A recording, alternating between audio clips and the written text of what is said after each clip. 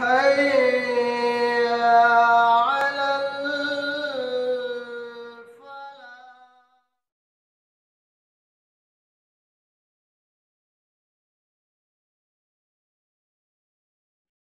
اپنے دین کو چھوڑ کر ترقی کر سکتی، اور مسلمان بھی اگر اپنے دین کو چھوڑ کر دنیاوی اسباب ہی کو اختیار کر کے ترقی کرنا چاہے، ظاہری اعتبار سے وہ بھی بظاہر ترقی کریں گے، لیکن ان کی یہ ترقی حقیقی ترقی نہیں ہوگی، یہ ترقی اپنے کمال اور عروج کو نہیں پہنچے گی۔ یہ وہ ترقی ہوگی کہ جس کا ظاہر تو بڑا خوشنما ہوگا لیکن اس کا اندرون بڑا اندھیرے سے بھرا ہوگا، وہ اندر سے بہت زیادہ محرومی کے شکار ہوگے۔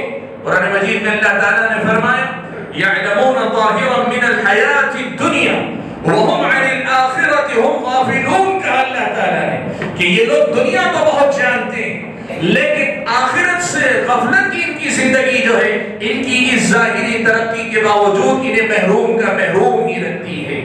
آج آپ یہ بات دیکھیں، حضرت عمر بن خطاب رضی اللہ عنہ نے جو بات کہی کہ عزت اور سربلندی حقیقت میں وہ کہ جس میں آدمی اپنے اندر زیادہ جیتا ہے، اور جب اندر سے وہ مومن ہوتا ہے، اندر سے پوری طرح زندہ ہوتا ہے، اندر سے پوری طرح آباد ہوتا ہے، اندر سے روشن ہوتا ہے، تو باہر میں وہ بڑی مضبوطی کے ساتھ قدم جماتا ہے اور بڑی مضبوطی کے ساتھ اس دنیا کے اندر اپنے قدموں پہ کھڑا رہتا ہے۔ حاضرین گرامی، یہ بات قرآن مجید کی اس آیت سے بھی سمجھ میں آتی ہے، اور قرآن مجید کی متعدد آیات میں اللہ تعالیٰ نے اس حقیقت کو بیان کیا ہے کہ ہم جس قدر زیادہ اللہ تبارک و تعالیٰ کے دین سے جڑے رہیں گے، اسی قدر زیادہ یہ دین ہمیں اپنی زمین سے جوڑے رکھے گا، ہمیں اپنے مسائل کے واقعی حل سے جوڑ کر رکھے گا۔ واقعی معنوں میں یہ دین مجھ کو اور آپ کو اس دنیا میں بہتر زندگی جینے کا سلیقہ سکھائے گا، اور آخرت میں اللہ تعالیٰ کے پاس کامیابی اور کامرانی کی ضمانت بنے گا۔ بات کیا ہوئی؟ میں نے دو باتیں کہی۔ آپ دیندار بننا چاہتے ہیں، اللہ تعالیٰ نے کہا آپ کو علم سیکھنا پڑے گا۔ آپ کامیاب دنیا دار بننا چاہتے ہیں، اللہ نے کہا آپ کو دین اور آپ کو علم سیکھنا پڑے گا۔ اس علم کے بغیر دنیا میں ترقی نہیں، اس دین کے بغیر حقیقی کامیابی اس دنیا اور آخرت میں آپ کو نہیں ملے گی۔ آپ کی میری زندگی میں دین بنیادی حیثیت رکھتا ہے، اصل ہماری قدر و قیمت اسی دین کی وجہ سے ہے، یہی ہماری شناخت ہے، یہی ہماری پہچان ہے، یہی ہماری بنیاد ہے، اسی کے ذریعے ہم اور آپ اس دنیا کے اندر بھی پہچانے جاتے ہیں، قدر و قیمت ہماری ہوتی ہے، اور آخرت میں اللہ تعالیٰ کے پاس اسی دین کی وجہ سے ہماری اور آپ کی اہمیت ہوگی۔ جب یہ حقیقت ہم جانتے ہیں، مانتے ہیں، تو بھائیوں ایک بات آپ یاد رکھو، اگر حکومت مسلم حکومت اگر ہوتی ہے، کوئی مسلم حکومت، جیسے اللہ کے نبی صلی اللہ علیہ وسلم کا اپنا عہد ہے، خلافت راشدہ ہے، بنو امیہ بنو عباس وغیرہ کا دور یا مسلم دور حکومت ہے، تو یہ مسلم حکمران کی ذمہ داری ہوتی ہے کہ وہ اپنی عوام کی دینی تعلیم اور تربیت کا پورا انتظام کرتا ہوا جائے، لوگوں کی دینی ضرورتوں کو پورا کرنے کے لیے جو اسباب جو وسائل ضروری ہیں ان اسباب اور وسائل کو مہیا کرتا جائے۔ یہ مسلم حکمران کی ذمہ داری ہے کہ لوگوں کی دینی ضرورتوں کو پورا کرنے کے لیے جو چیزیں ضروری ہوگی ان تمام چیزوں کو فراہم کرے۔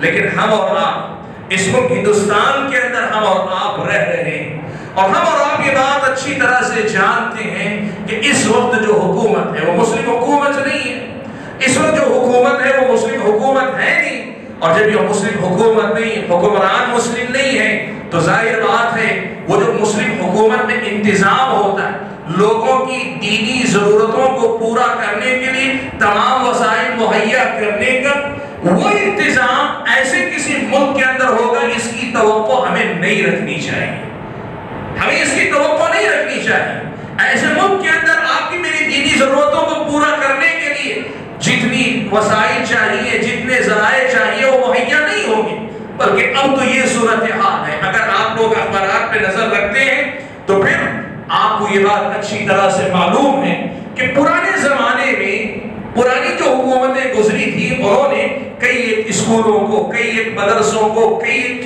اداروں کو اپنی طرف سے گرانٹ دینے کا نظم کیا ہوا تھا۔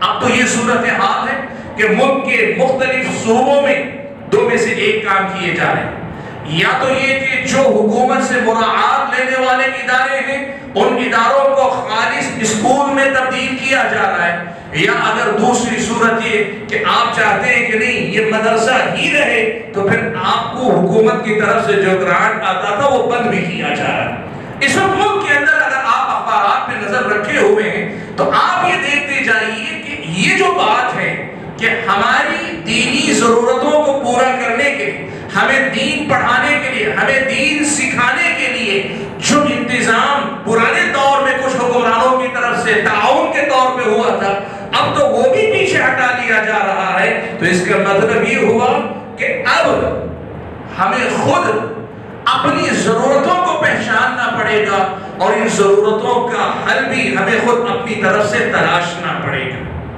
ہمیں خود اپنی ضرورتوں کو پہچاننا پڑے گا اور ان ضرورتوں کا جو حل ہو سکتا ہے، ان ضرورتوں کو پورا کرنے کے جو اسباب ہو سکتے ہیں، وہ اسباب ہمیں خود اپنی طرف سے فراہم کرنے پڑیں گے۔ اس حقیقت کو ہم جس قدر جلد سمجھ جائیں، جس قدر اچھے انداز میں سمجھ جائیں، اس قدر ہی زیادہ امت کے حق میں بہتر ہے۔ ہم اگر اس ملک کے اندر ایک مسلمان کی حیثیت سے رہنا چاہتے ہیں، دیندار کی حیثیت سے رہنا چاہتے ہیں، دین پہ عمل کرنا چاہتے ہیں، ہم چاہتے ہیں کہ ہماری اپنی اگلی نسلیں دین پر قائم رہیں، دین پر جمی رہیں، وہ دین کے حامل بنی رہیں، تو پھر یہ میری اور آپ کی ذمہ داری بنتی ہے کہ ہم وقت رہتے ہوئے ہماری دینی ضرورتوں کو بھی پہچان لیں اور ان دینی ضرورتوں کو پورا کرنے کے اسباب بھی مہیا کر لے جائیں۔ آپ یقین کریں کہ حالات جس رخ پہ جا رہے ہیں ملک کے اندر، اور میں آپ کو یہ بات اچھی طرح سے معلوم ہونی چاہیے کہ پہلے زمانے میں ہوتا کیا تھا، آپ کو پتہ ہے؟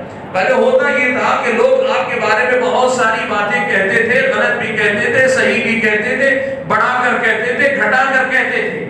آج آپ یہ بات اچھی طرح سے محسوس کر سکتے ہیں کہ اس ملک کے اندر ایک طبقہ ایسا ہے جو مسلمانوں کو اس ملک سے نکالنا نہیں چاہتا، لیکن مسلمانوں کو اسلام سے نکالنا چاہتا ہے۔ آپ کو شاید اندازہ ہو کہ نہ ہو، یہ جتنے زیادہ مسلمانوں کے خلاف مسائل ملک کے اندر پیدا کیے جا رہے ہیں، ان کے پیچھے ان کا مقصد کیا ہے؟ وہ یہ نہیں چاہتے کہ ملک میں مسلمان نہ رہے، اس لیے کہ انہیں بھی پتا ہے کہ 20 کروڑ 30 کروڑ کے مسلمانوں کو لے جا کے کسی ملک میں نہیں بتایا جا سکتا، کوئی چھوٹی تعداد نہیں کہ نکال باہر کیا کچھ کر دیا، ہو نہیں سکتا۔ اس ملک کی آبادی کو یہاں سے نکالنا ناممکن ہے، وہ اچھی طرح سے جانتے ہیں، لیکن وہ یہ بات چاہتے ہیں کہ آپ اور ہم اس بات کو قبول کر لیں کہ اس ملک میں اتنا دباؤ ہم پر بنایا جائے کہ ہم گھبرا کر یہ منظور کر لیں کہ ہم ملک میں رہیں گے، خیر سے مسلمان بن کر نہ رہیں۔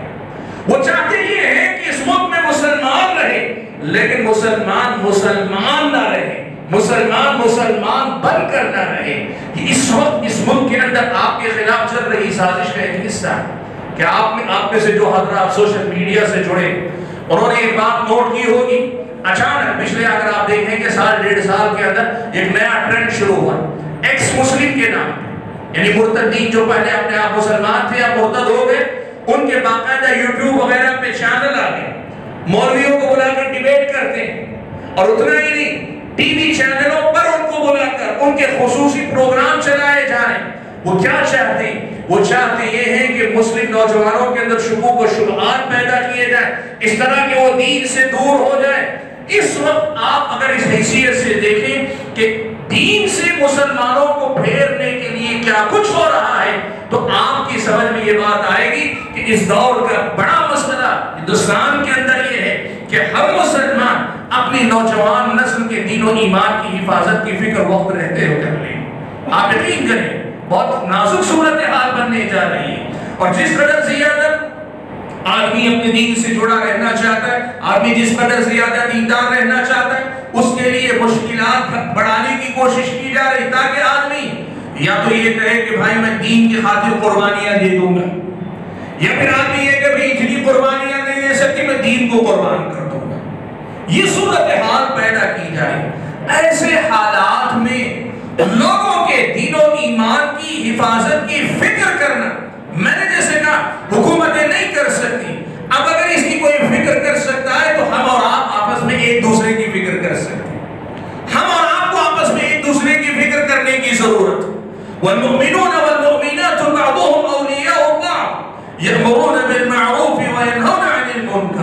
مومن مرد آپس میں ایک دوسرے کے اور مومن عورتیں آپس میں ایک دوسرے کی، یہ ولی ہیں، قریبی ہیں، خیرخواہ ہیں، دوست ہیں، یہ آپس میں ایک دوسرے کو نیکی کا حکم دیتے ہیں، ایک دوسرے کو برائی سے روکتے ہیں۔ ہمیں آپس میں ایک دوسرے کو جو ہے سہارا دینے کی ضرورت ہے۔ نیکی کی راہ پہ چلنے کے ساتھ لے کر چلنے کا ایک ماحول ہمیں بنانے کی ضرورت ہے۔ بھائیوں، آج آپ یقین کرو، میں اگر آپ کے دین کی حفاظت کی فکر نہیں کروں گا تو آپ کے دین سے بے خبری کل میری مجھے دین سے دور لے جانے کا سبب بنے گی، اور اگر مجھے نہیں تو میری اپنی اگلی نسلوں کو دین سے دور لے جانے کا سبب بنے گی۔ میں آپ کے دین کی فکر کروں، آپ میرے دین کی فکر کریں، میں آپ کو راہ راست پر رہنے کی فکر کروں، آپ میری فکر کریں۔ اسی فکر مندی سے ہم اور آپ دین و ایمان کی حفاظت کر سکتے ہیں۔ اسی فکر مندی سے ہم اور آپ لوگوں کی زندگی میں دین کی رغبت کو باقی رکھ سکتے ہیں، اور دین پہ عمل کرنے کا جو تقاضا ہے اس تقاضے کو پورا کر سکتے ہیں۔ اب یہی بات اگر طے ہو جائے کہ ہمیں آپس میں ایک دوسرے کے ساتھ مل کر اپنے دین پر عمل کرنا ہے، اپنے دین کو سنبھال کر لے کر چلنا ہے، تو پھر آئیے میں اپنے عنوان سے آپ کو سیدھے لا کے اب یہاں چھوڑتا ہوں۔ آج آپ یہ بات جان لیجئے کہ یہ مشن، یہ مقصد، یہ منزل انہی مدرسوں کے راستے سے جا کر آپ کو حاصل ہوگی۔ مدرسوں کے بغیر آپ اس مقصد کو نہیں حاصل کر سکتے، مدرسوں کے بغیر آپ اس مقصد کی تکمیل کر ہی نہیں سکتے۔ آپ کو یہ بات سمجھ لینی چاہیے۔ ہم اگر دیندار رہنا چاہتے ہیں پھر ہمیں اپنے مدارس کو سنبھالنا پڑے گا۔ مدارس ہی وہ راستہ ہے جس راستے سے ہمارے اور آپ کے دین و ایمان کی حفاظت ہو سکتی ہے۔ میں اس کی وضاحت آپ کے سامنے کرتا ہوں۔ آج آپ بتائیے لوگوں کی دینی ضرورتیں کیسے پوری ہوتی ہیں؟ لوگوں کو دین کہاں سے سیکھنے کو ملتا ہے؟ اگر آپ دیکھیں گے لوگوں کو دین سیکھنے ملتا ہے سب سے پہلے نمبر پر اللہ کے گھر ہے، یہ مسجدیں ہیں، یہاں سے لوگوں کو دین سیکھنے کو ملتا ہے۔ اللہ کا فضل و کرم ہے، ان گھروں سے اللہ تبارک و تعالی لوگوں کے دین و ایمان کی حفاظت فرماتا ہے۔ یہ اللہ کے گھر مسجدیں ہیں پہلے نمبر پر۔ دوسرے نمبر پر اگر آپ دیکھیں گے تو جو بھی دینی تحریکات ہیں، دینی تحریک مختلف مسلک کا اختلاف ہے، عقائد کا اختلاف ہے، نقطہ نظر کا اختلاف ہے، میں اس تفصیل میں نہیں جاؤں، لوگ اسے دین سمجھتے ہیں۔ اس دین کی ضرورت کہاں سے پوری ہوتی ہے؟ یہ جو دینی تحریکیں، اب وہ چاہے واعظ و نصیحت کا اہتمام کرنے والی ہوں، کتابیں چھاپ کر کتابیں پرنٹ کر کے تقسیم کرنے والی ہوں، ان کے ذریعے ہوتا ہے، یا تیسرا راستہ ہے وہ علماء جو تقریر کرتے ہیں، تحریر کا سہارا لیتے ہیں، قلم کے ذریعے، زبان کے ذریعے آپ کو دین سکھانے کی کوشش کرتے ہیں۔ یہ علماء آپ کو دین سکھانے، ان کے ذریعے اللہ تعالیٰ آپ کے دین و ایمان کی حفاظت کرتا ہے۔ لیکن آپ ایک بات جانتے ہیں، مساجد کے اندر آپ کو دین سکھانے والے علماء کہاں سے آتے ہیں؟ مدرسوں ہی سے تو آتے ہیں مساجد کے اندر۔ اگر مدرسے نہ رہے تو مساجد کے اندر آپ کو امام نہیں ملے گا، آپ کو خطیب نہیں ملے گا، آپ کو مدرس نہیں ملے گا، آپ کو معلم نہیں ملے گا، آپ کو مربی نہیں ملے گا۔ یہ مسجدیں عبادت گاہ ہیں، لیکن ان عبادت گاہوں کو آپ تعلیم گاہ کی نظر سے دیکھتے ہیں۔ آپ یہاں سے دین سیکھنا چاہتے ہیں تو یہاں دین سکھانے والے آپ کے مدارس ہی سے آتے ہیں۔ جتنی دینی تحریکات ہیں، ان دینی تحریکات میں دین سکھانے والے کہاں سے آتے ہیں؟ انہی مدارس سے نکل کر آپ کے پاس آتے ہیں۔ جس قدر زیادہ آپ دیکھتے جائیں کہیں بھی کوئی عالم ہے، صاحب قلم ہے، صاحب زبان ہے، وہ بولنے والا، لکھنے والا، وہ انہی مدارس کی سے فیض یافتہ ہوتا ہے، انہی مدارس سے فائدہ اٹھا کر آپ تک آتا ہے۔ آپ اس حقیقت کو سمجھ لیں کہ اس ملک کے اندر مسلمانوں کی دینی ضرورتیں ان کی اپنی بنیادی ضرورت ہے، اور ان بنیادی ضرورتوں کی تکمیل انہی مدارس کے ذریعے ہوتی ہے، انہی مدارس کے ذریعے ہوتی ہے۔ یہ مدرسے نہ رہے، اللہ عالم، اللہ بہتر جانتا ہے، ظاہری اسباب کی دنیا میں دیکھیں شاید لوگوں کے دین و ایمان کی حفاظت بڑا مسئلہ بن جائے۔ اللہ حفاظت کرنا چاہے کسی کی بھی کر لے گا، اللہ حفاظت کرنا چاہے کیسے بھی کر لے گا، لیکن اللہ تعالیٰ نے اس دنیا کو دارالاسباب بنایا، ہر چیز کو اس کے سبب سے جوڑ کر رکھا ہے، اور اسباب کی دنیا میں اگر میں اور آپ بات کریں تو اس ملک کے اندر اللہ تبارک و تعالیٰ نے مسلمانوں کے دین و ایمان کو ان کے اپنے مدارس سے جوڑ کر رکھا ہے۔ ان مدارس کو سنبھالنے کی کوشش کرو. مجھے معاف کریں ایک جملہ میں کہتا ہوں, آپ ایک بات نوٹ کریں, آپ نے بڑے بڑے کالج بنائے, بڑے بڑے یونیورسٹیاں بنائی, بڑی بڑی آپ اسکول بنائے, جو بھی آپ بنائے, بہت سارے مسلم مینجمنٹ والے بنائے مسلمانوں کی طرف سے. انہوں نے کتنے انجینئر دیے, کتنے ڈاکٹر دیے, کتنے آپ کو وکیل دیے, کتنے اچھے بزنس مین دیے, کتنے زیادہ اچھے ایڈمنسٹریٹر آپ کو دیے. آپ اس کا حساب دیکھ لیجیے. اس کے مقابلے میں یہ سچائی ہے کہ قوم نے مدارس پہ زکوٰۃ ہی زیادہ تر خرچ کی ہے.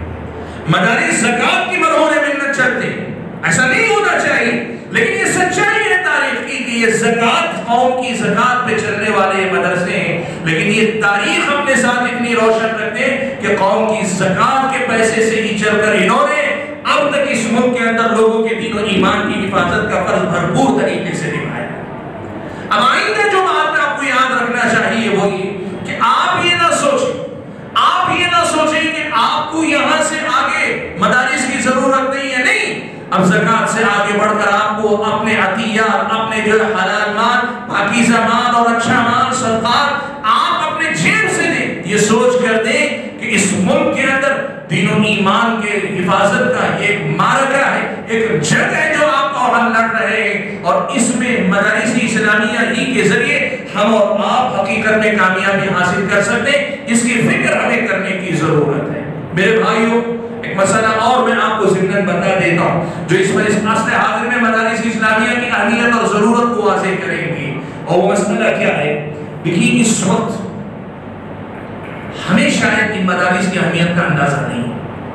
ہماری قوم کے بہت سارے لوگوں کو شاید ان مدارس کی ضرورت اور افادیت کا اندازہ نہیں, لیکن جن کا آپ سے مقابلہ یا جو آپ کو اپنا مد مقابل سمجھتے ہیں انہیں پوری طریقے سے معلوم ہے کہ جب تک مدرسے ہیں تب تک مسلمانوں کی پہچان اور شناخت ان کے دین سے ان کا رشتہ باقی رہے گا.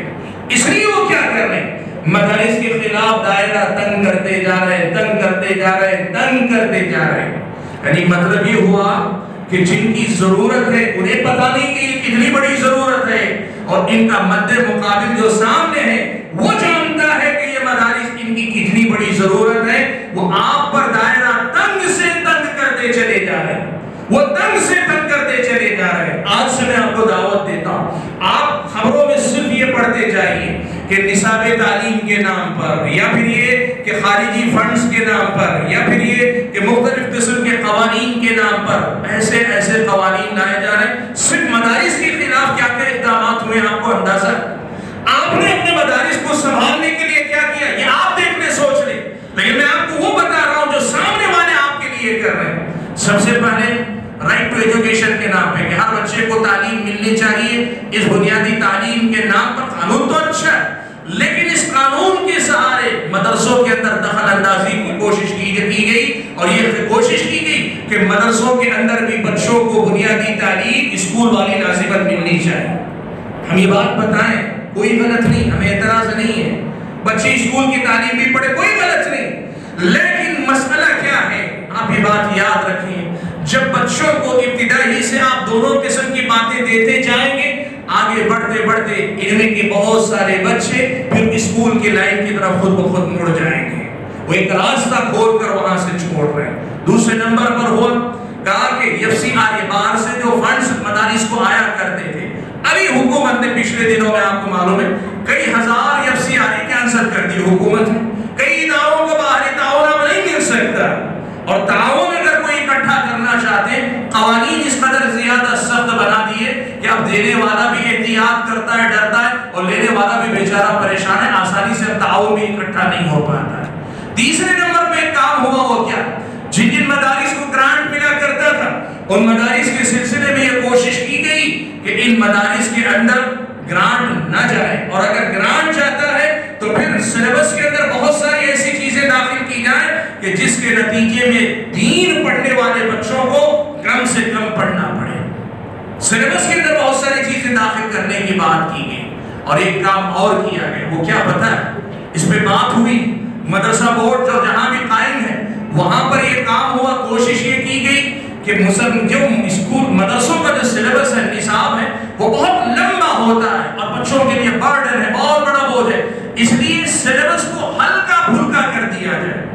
اس کو جو ہے بہت ہی معمولی بنا دیا جائے. ظاہر بات ہے بچہ ہلکا پھلکا نصاب پڑھے گا، ہلکا پھلکا مولوی ہی نکلے گا، ہلکا پھلکا مسلمان ہی نکلے گا. وہ نصاب ہلکا پھلکا کرنے کی کوشش کی گئی. اور اب تو یہ صورتحال ہے کہ ابھی میں بھی 2 دن پہلے ایک رپورٹ پڑھ رہا تھا، آپ میں سے بہت سارے لوگوں نے اخبارات میں پڑھا ہوگا کہ اس ملک کے تقریباً 20 سے زائد مختلف یونیورسٹیوں کے غیر مسلم پروفیسرز نے کیا کیا، ایک رپورٹ تیار کر کے پی ایم کو بھیجی اور ان سے اپیل کی ہے. وہ رپورٹ خاص طور پر مودودی صاحب کے افکار و نظریات کے حوالے سے انہوں نے لکھی ہے کہ اس وقت جامعہ ملیہ میں، جامعہ ہمدرد میں اور غالباً علی گڑھ مسلم یونیورسٹی میں 3 یونیورسٹیوں میں حکومت کے گرانٹ کے تحت مودودی صاحب کا لٹریچر پڑھایا جا رہا ہے جو لوگوں کے اندر انتہا پسندی کو فروغ دے رہا ہے. انہوں نے اپنا ایک ورک کیا، ایک ریسرچ کر کے کی، لیکن جو اس میں نوٹ کرنے کی بات جو سبجیکٹ سے متعلق ہے وہ یہ پہلا 3 مطالبات انہوں نے کیے. پہلا مطالبہ یہ کہ سب سے پہلے تو حکومت کے گرانٹ سے جو یونیورسٹیاں چلتی ہیں وہاں اس قسم کی کسی بھی شخصیت کے افکار نہ پڑھائے جائیں، ایک مطالبہ. نمبر 2، مودودی صاحب کے جتنے لٹریچر ہے سب کو بین کر دیا جائے. یہ ظاہر بات ہے اگر ان کو اعتراض ہے تو یہ 2 مطالبات تک بات ان کی مقبول تھی. لیکن جو تیسرا مطالبہ انہوں نے کیا وہ غور کرنے والا ہے. ابھی 2 دن پہلے کی رپورٹ آپ کو بتاؤں. تیسرا مطالبہ یہ کہ پی ایم خصوصی طور پہ ایک ایسا پینل تشکیل دے جو مسلم یونیورسٹیوں، مسلم کالجوں اور مدرسوں کے سلیبس پر نظر ثانی کرے اور پورے سلیبس میں ایسی تبدیلی لائے جو حکومت طے کرے وہی پڑھایا جائے، اس کے علاوہ اور کچھ نہ پڑھایا جائے. یہاں بات مودودی صاحب کے افکار سے نہیں، صحیح کتنے غلط کتنے اس پہ بات نہیں، لیکن میں آپ کو بتانا چاہ رہا ہوں کہ سامنے والے لوگوں کو آپ کے مدارس کے سلیبس کی فکر کتنی ہے. آپ دیکھیں وہ مطالبہ کر رہے ہیں، اس کی آڑ میں مسلم یونیورسٹیز، مسلم کالجز اور مسلم اسکولز جتنے بھی ہیں ان سب کے سلیبس پہ نظر ثانی کر کے حکومت طے کرے گی کہ مدرسے میں آپ کیا پڑھائیں گے. ظاہر بات ہے جو آپ کو مسلمان باقی رہنے دینا نہیں چاہتے تو کیا وہ آپ کے سلیبس میں اسلام کو باقی رہنے دے گی؟ برائے نام رہے گا، دکھانے کے لیے رہے گا، اور آپ سمجھیں کہ ہم پڑھ کر بہت نکلے لیکن حقیقت میں آپ کا علم سے تعلق نہیں رہ جائے گا. بھائیو، یہ کچھ موجودہ حالات کے تناظر میں کچھ باتیں آپ کے سامنے رکھ رہا ہوں کہ آپ یہ دیکھیں کہ موجودہ زمانے میں آپ کے مدارس پر غیروں کی نظر کتنی ہے اور آپ پھر محاسبہ کیجئے کہ آپ کی ہماری نظر میں مدرسوں کی اہمیت اور حیثیت کیا ہے. آج بھی ہم صرف زکوٰۃ دیتے ہیں. آج بھی یہ صورتحال ہے کہ غریب کا بچہ مدرسے کو آتا ہے، صاحب حیثیت کا بچہ مدرسے کو نہیں آتا ہے. آج بھی یہ صورتحال ہے کہ گھر کا کمزور بچہ مدرسے کو آتا ہے. جو بچہ بریلینٹ ہو، ذہین ہو، چالاک ہو، تیز ترار ہو، وہ دنیا کے دوسرے میدانوں کی طرف جاتا ہے. سوال یہ پیدا ہوتا ہے کہ یہ سب طرز عمل بتاتا ہے کہ ہم اور آپ واقعی معنوں میں مدارس اسلامیہ کی اہمیت اور ضرورت کو سمجھ رہے ہیں. میں ایک بات ضمن اور بھی آپ کے سامنے کہہ دیتا ہوں. بڑی عجیب بات دیکھیں، سچر کمیٹی کی رپورٹ آئی. آپ جانتے ہیں justice Rajinder Sachar supreme court کے سابق جج نے، ان کی نگرانی میں سابق حکومت نے ایک کمیٹی بنائی مسلمانوں کی تعلیمی صورتحال کا جائزہ لے.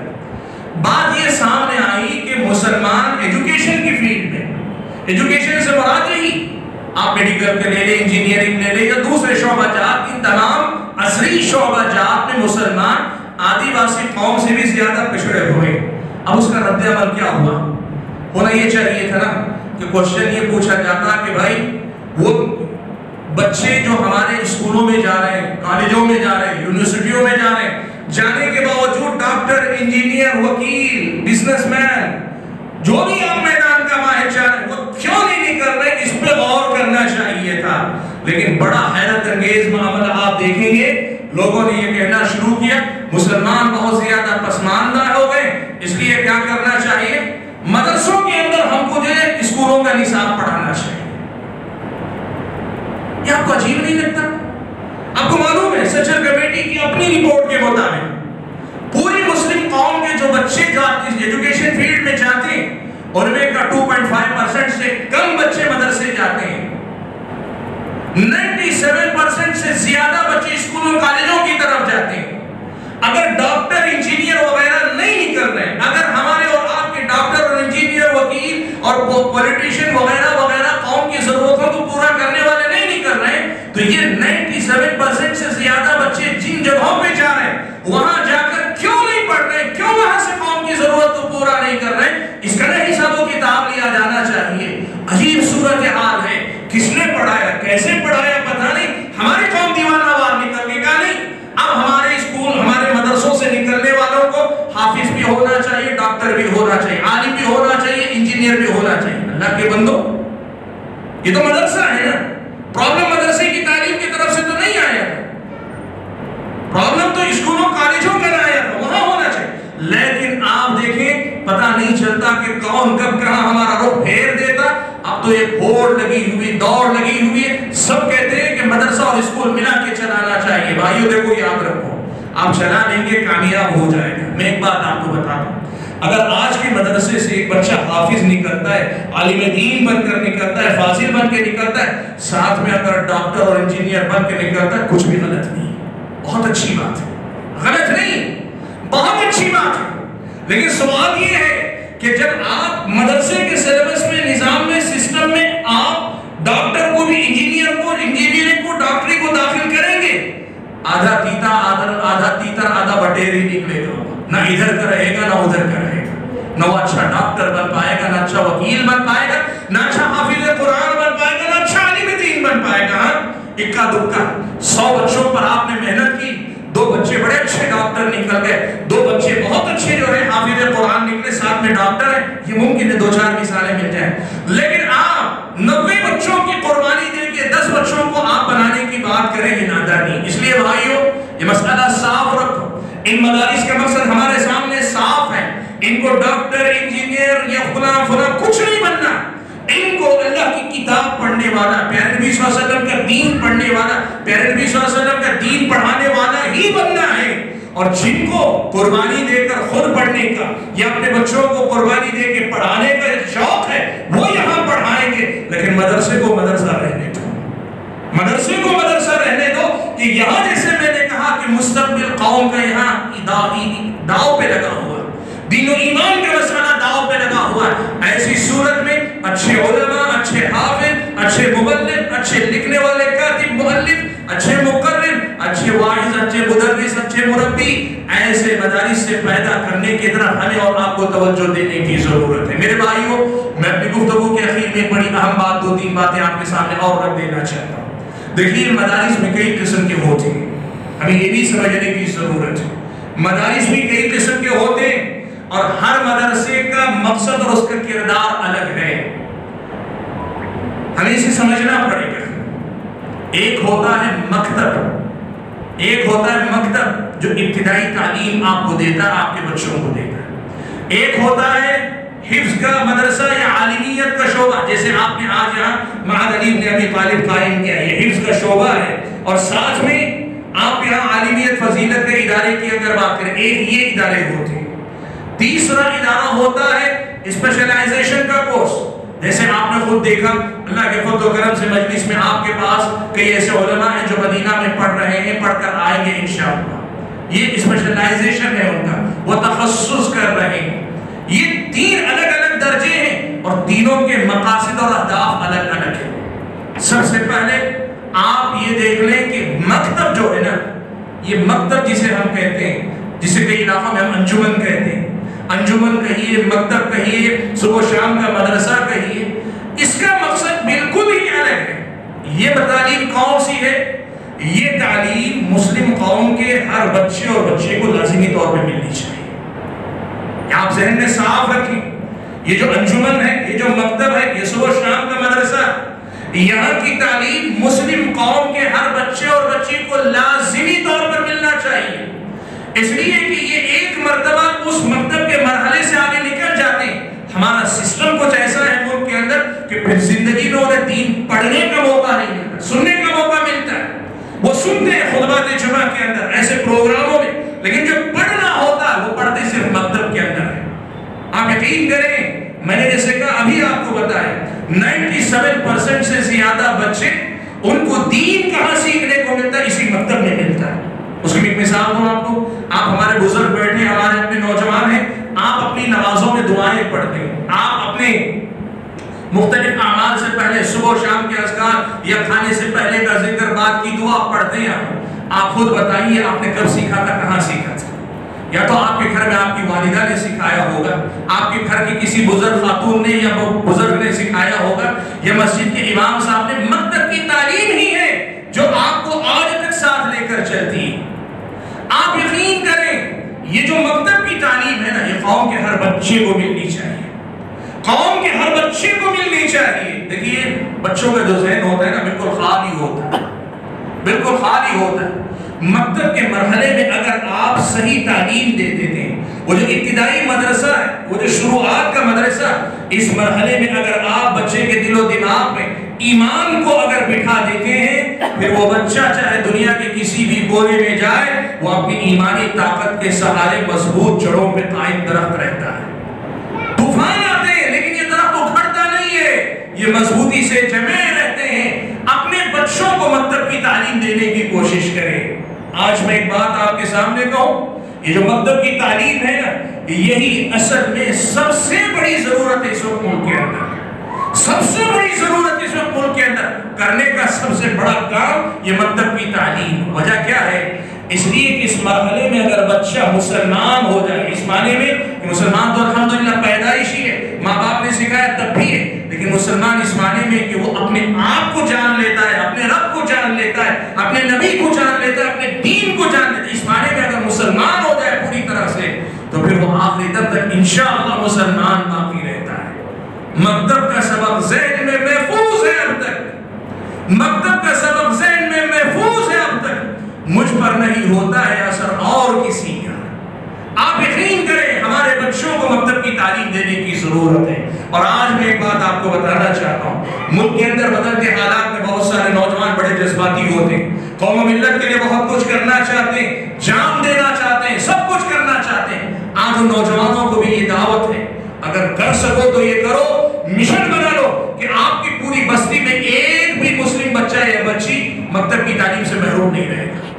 اس کے لیے ہم محنت کریں گے۔ کیسے کریں گے؟ مسجد میں مکتب چلاؤ، مسجد ذرا دور ہو گئی کسی جگہ کرائے کا مکان لے لو، مکتب چلاؤ، کہیں اور ہو گئے، ایسے کہ ہر گھر کا بچہ مکتب کی تعلیم ضرور حاصل کرے گا۔ آج آپ دیکھو، آپ کو معلوم ہے کتنے بچے مکتب میں کی تعلیم پڑھتے ہیں؟ اتنے بچے ہمارے گھروں کے اچھے اچھے گھرانوں کے بچے اس ابتدائی تعلیم سے محروم ہیں۔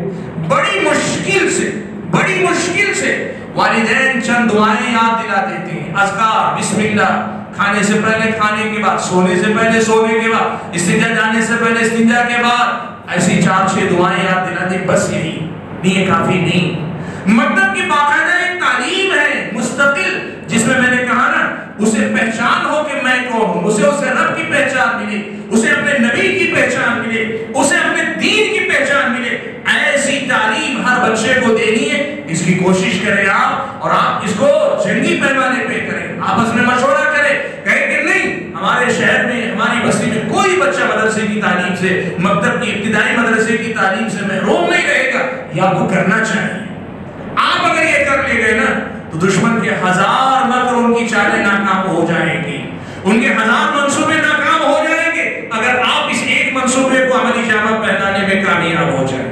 بھائیو، دوسری قسم کا مدرسہ ہے جسے ہم نے کہا حفظ کا یہ شعبہ، یا جو ہے مدرسہ جسے ہم مدرسہ کہتے ہیں، عالمیت کا شعبہ، فضیلت کا شعبہ۔ یہ مدرسے ضروری ہیں۔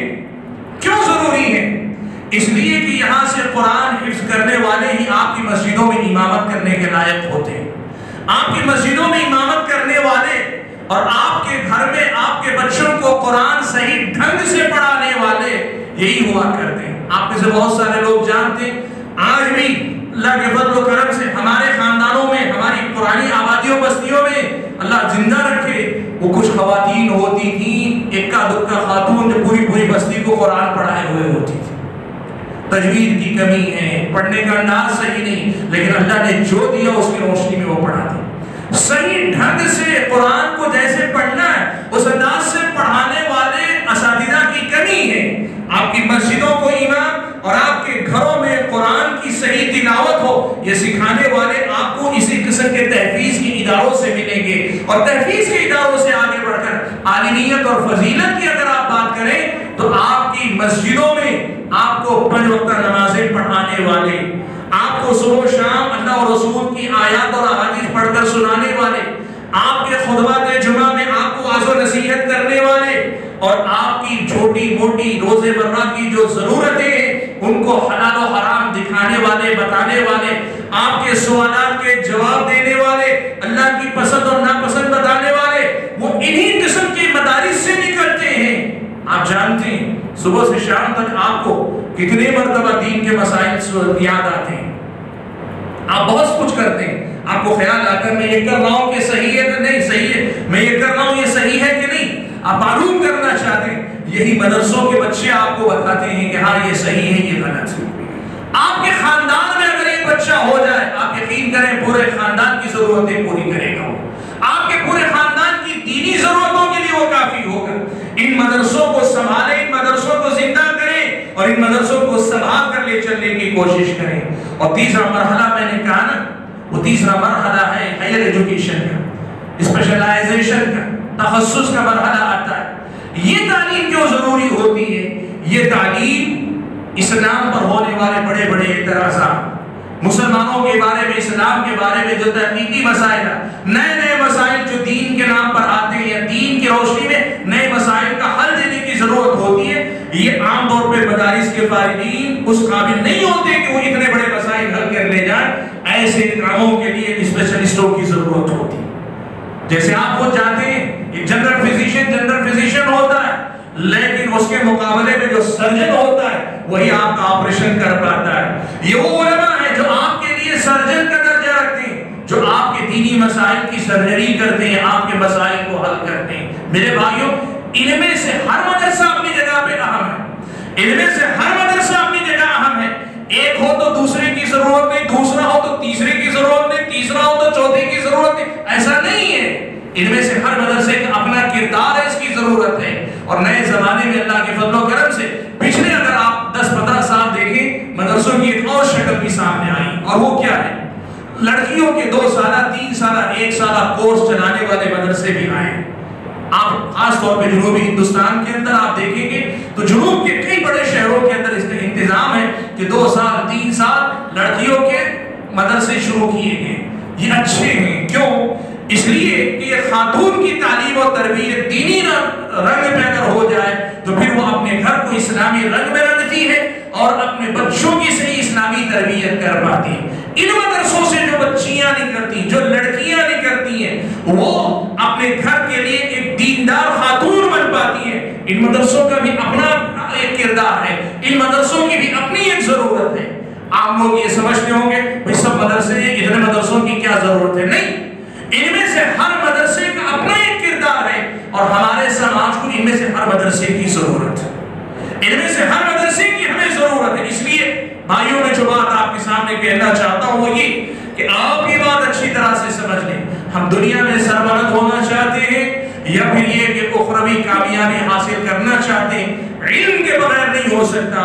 اور موجودہ ملک کے اپنے نظام اور سسٹم کے اندر یہ مدرسے ہی اصل میں دین و ایمان کی حفاظت کا ذریعہ ہے۔ اول و آخر اللہ ہی، اللہ ہی ہماری حفاظت کرے گا، ہمارے جان و مال کا محافظ بھی وہی، ہمارے دین و ایمان کا محافظ بھی وہی۔ لیکن اسباب کی دنیا میں اللہ تعالیٰ نے جو سبب ہمارے سامنے رکھا ہے ان مدرسوں کو ہی رکھا ہے، اس لیے ان مدرسوں کو سنبھالنے کی کوشش کریں۔ آپ یقین کریں بہت آسان ہے، کوئی بڑا کام نہیں۔ اتنے بڑے شہر کے اندر اگر امام علی بن ابی طالب چل رہا ہے، آپ میں سے 10-15 لوگ چاہیں سال بھر کا اس کا خرچہ آپ اٹھا لیں گے آسانی سے، کوئی بڑا کام نہیں ہے۔ لیکن اس کی برکت آپ کو جو آپ کے سماج میں نظر آئے گا آپ کو اس کا اندازہ بھی نہیں۔ شعبہ حفظ کی بات آئی، تحفیظ کے شعبے کی، سعودی عرب میں ایک تجربہ کیا گیا۔ وہ تجربہ کیا ہے؟ مجرموں کو عام طور پہ، قیدیوں کو عام طور پہ قید خانے میں رکھا جاتا ہے اس لیے کہ ان کو سدھارا جائے۔ دنیا کے مختلف ممالک یہ مانتے ہیں کہ کوئی بھی قیدی قید خانے میں جانے کے بعد باہر نکلتا ہے تو پہلے سے بڑا مجرم بن کے نکلتا ہے۔ دنیا کا عام تجربہ کیا، لیکن سعودی عرب نے ایک تجربہ کیا۔ وہ تجربہ کیا کیا؟ انہوں نے یہ کیا، کہا کہ جو آدمی قرآن حفظ کر لے گا ہم اس کی سزا کم کر دیں گے یا معاف کریں گے۔ اللہ کا کرنا یہ ہوا، بہت سارے لوگ جرم کر کے قید خانے میں جاتے ہیں، قرآن حفظ کر کے اللہ کے نیک بندے بن کے نکل کر آتے ہیں۔ آپ کے یقین کریں اس قرآن کی برکت کا آپ کو مجھ کو اندازہ بھی نہیں۔ اور اگر یہ ادارے مضبوط بنیادوں پہ قائم ہو گئے تو ہمارے اور آپ کے شہر پر کس قدر زیادہ اس کے بہتر اثرات مرتب ہوں گے، توحید کا بول بالا کس قدر زیادہ ہوگا، سنت کس قدر زیادہ عام ہوگی، اچھے اخلاق لوگوں کے اندر کس قدر زیادہ پیدا ہوں گے، ہم اور آپ اندازہ نہیں لگا سکتے۔ بھائیو، میں زیادہ کچھ کہنا نہیں چاہتا، بنیادی طور پہ یہ پیغام دینا چاہتا ہوں کہ مدارس اسلامیہ ہماری اور آپ کی دینی زندگی کے اندر ریڑھ کی ہڈی کی حیثیت رکھتے ہیں، اس لیے ان کی قدر و منزلت کو پہچانیں۔ خاص طور پہ موجودہ حالات میں ہمیں اپنے مدارس کو خود کفیل بنا کر، خود ان کا سہارا بن کر ان کو سنبھالنے کی ضرورت ہے، اور اگر ہم ان کو سنبھال لے جائیں گے اللہ کے فضل سے، اللہ کے حکم سے، اللہ کی اجازت سے، انشاءاللہ یہ مدارس ہمارے اور آپ کے دین و ایمان کے تحفظ کا ذریعہ بنیں گے۔ اللہ سے میری دعا ہے کہ اللہ تعالیٰ مجھے اور آپ سبھی حضرات کو، تمام خواتین کو مدارس اسلامیہ کی اہمیت کو سمجھ کر ان کی حفاظت کرنے اور ان کو پروان چڑھانے کے توفیق عطا فرمائیں، اور اپنے بچوں کو ان مدارس میں داخل کر کے دین کے محافظ بنانے کے توفیق عطا فرمائیں۔ آمین وآخر دعوانا ان الحمدللہ رب العالمین۔